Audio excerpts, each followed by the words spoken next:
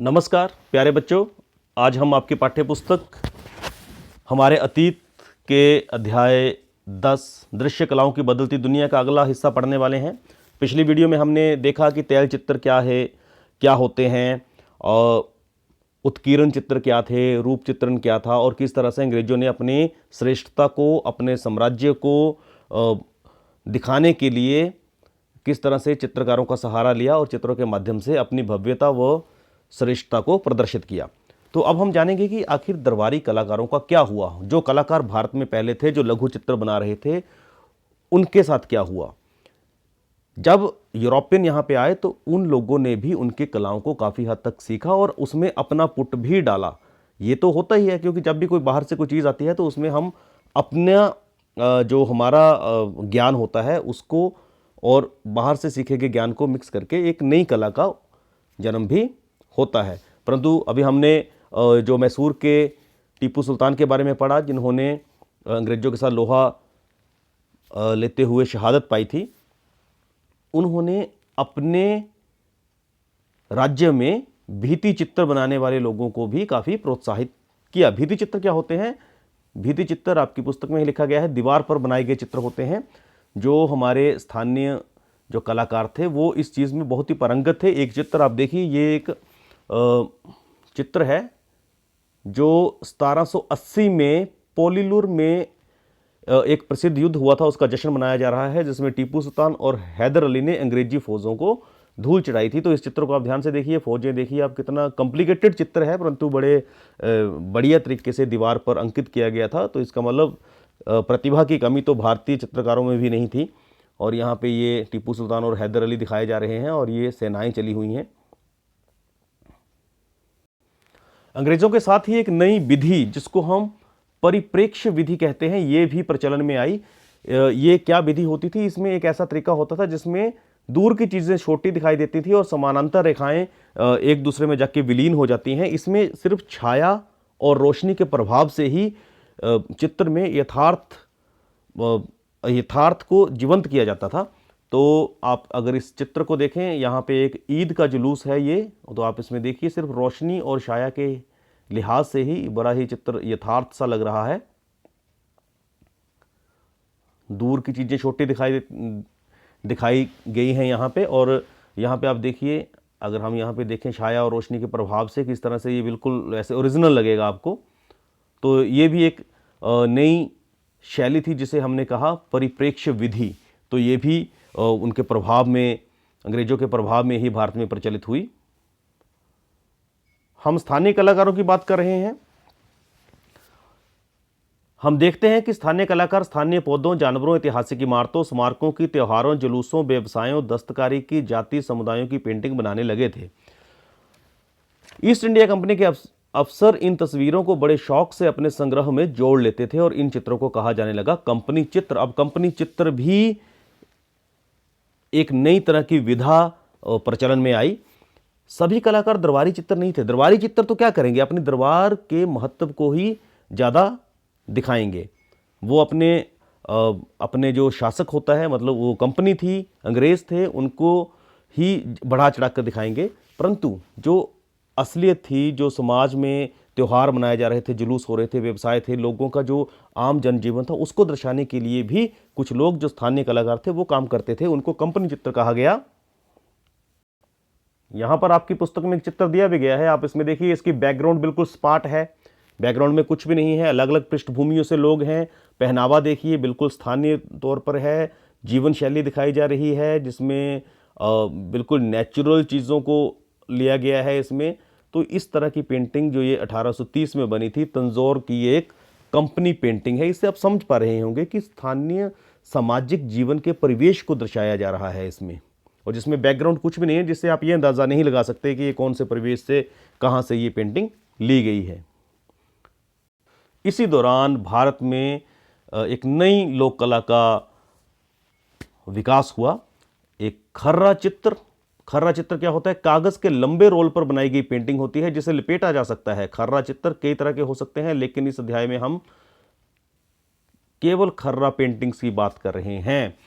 और बंगाल के कालीघाट में एक स्थित मंदिर जो है जो बड़ा प्रसिद्ध था। वहाँ पे स्थानीय गांवों में रहने वाले लोग खर्रा चित्रकार थे और मिट्टी के बर्तन बनाने वाले लोग थे।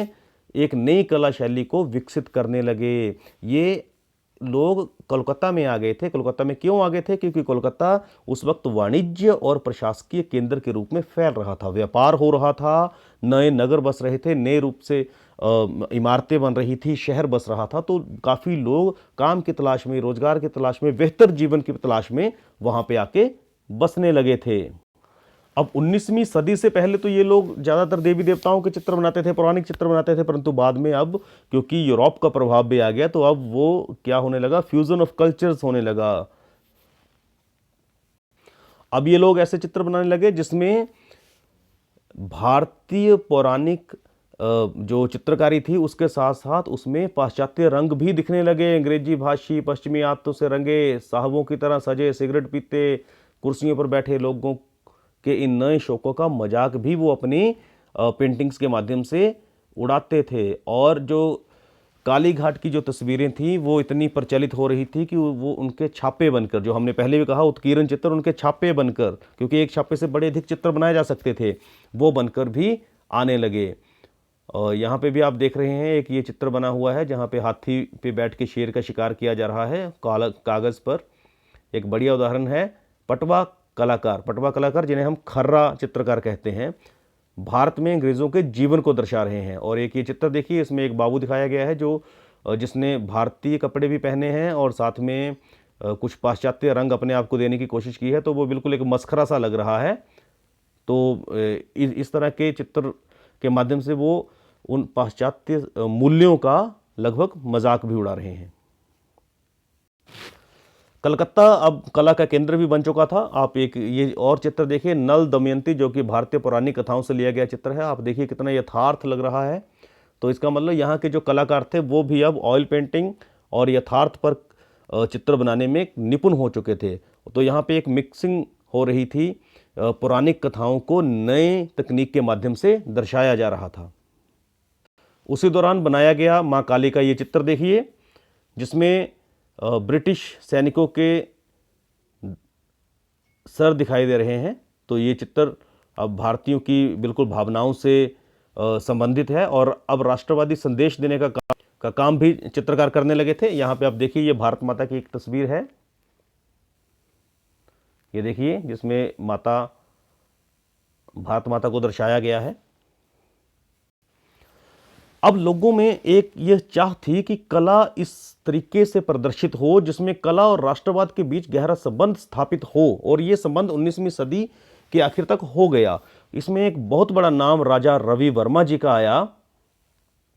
राजा रवि वर्मा जी के बिना अगर हम भारतीय कला की बात करेंगे तो अधूरी रहेगी।